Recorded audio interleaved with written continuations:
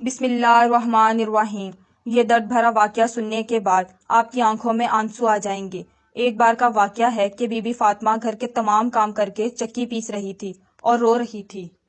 حضرت علی گھر میں تشریف لائے کہ دیکھتے ہیں کہ گھر کے سارے کام ہو چکے ہیں اور فاطمہ چکی پیس رہی ہیں اور ساتھ میں رو رہی ہیں۔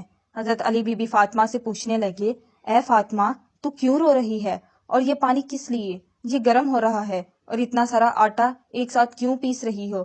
بی بی فاطمہ رو کر فرمانے لگی، اے میرے پیارے شوہر، آج میں نے ایک خواب دیکھا ہے کہ میرے ابو جان کسی چیز کو تلاش کر رہے ہیں۔ میں نے ان سے پوچھا، اے ابا حضور، آپ کس کو تلاش کر رہے ہیں؟ تو میرے پیارے ابا جان سرکار دو عالم نے فرمایا، اے فاطمہ بیٹی، میں تجھے تلاش کر رہا ہوں۔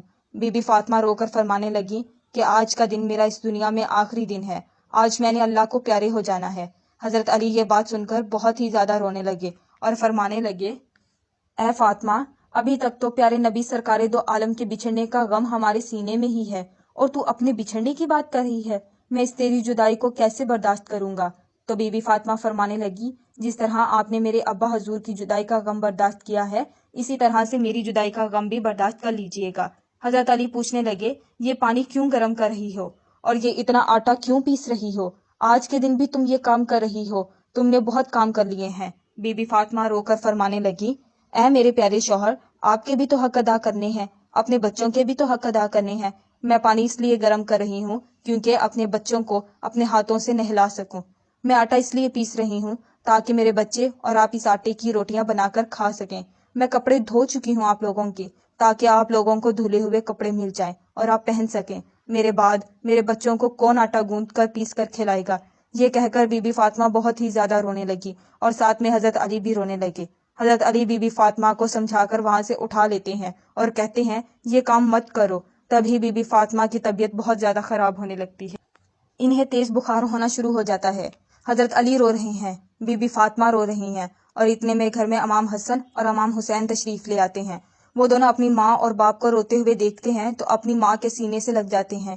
ذرا سوچئے، وہ کیسا منظر ہوگا، وہ کیسا عالم ہوگا جس ماں کو پتہ چل جائے کہ آج اس نے دنیا سے رخصت ہو جانا ہے، اور میرے بچوں کا کیا بنے گا؟ میرے بچوں کو کون کھانا کھلائے گا؟ میرے بچوں کو کون روز سلائے گا؟ اس ماں کے دل پہ کیا گزرتی ہوگی؟ حضرت علی بہت ہی زیادہ رونے لگے اور بی بی فاطمہ بھی بہت رونے لگے، اور اپنے باپ اور ماں کو دیکھ کر امام حسن اور امام حسین بھی رونے لگے اور پوچھنے لگے، اے بابا جان، آپ کیوں رو رہے ہیں؟ حضرت علی خاموش رہے۔ پھر بی بی فاطمہ سے پوچھنے لگے، اے امی حضور، آپ کیوں رو رہی ہیں؟ تو بی بی فاطمہ نے فرمایا کہ تم دونوں اپنے نانا جان کی قبر پہ چلے جاؤ۔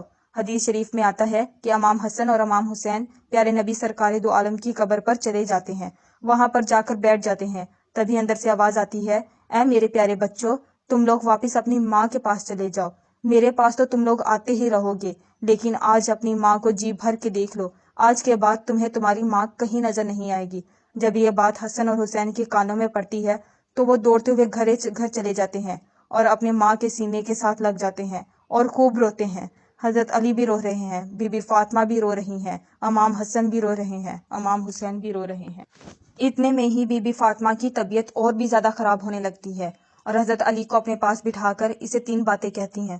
پہلی بات تو یہ کہتی ہیں کہ میں نے آپ کے ساتھ کوئی بھی کوتاہی کی ہو، آپ کی خدمت میں کوئی بھی کوتاہی کی ہو، آپ کی نافرمانی کی ہو، آپ کا کوئی حکم نہ مانا ہو تو مجھے معاف کر دیجئے گا۔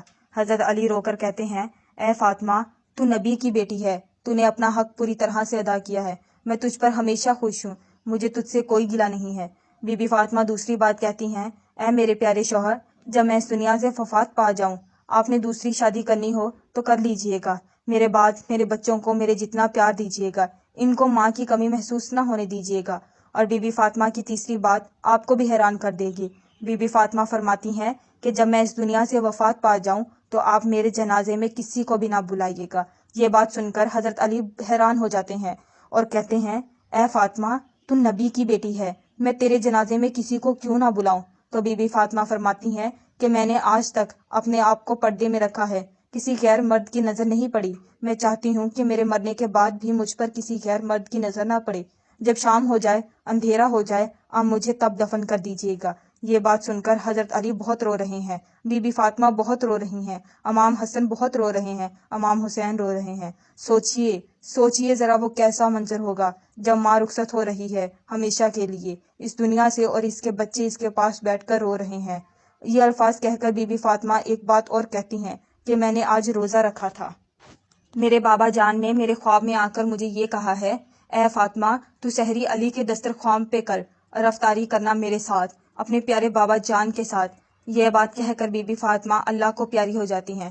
بی بی فاطمہ کو کفن پہنایا جاتا ہے، ان کا جنازہ اٹھایا جاتا ہے۔ روایت میں آتا ہے کہ جب بی بی فاطمہ کا جنازہ اٹھایا جاتا ہے تو ایک طرف سے حضرت علی کندھا دیتے ہیں، دوسری طرف سے امام حسن کندھا دیتے ہیں، اور تبھی وہاں پر ایک صحابی پہنچ جاتے ہیں جن کا نام حضرت ابو ذر غفاری ہوتا ہے۔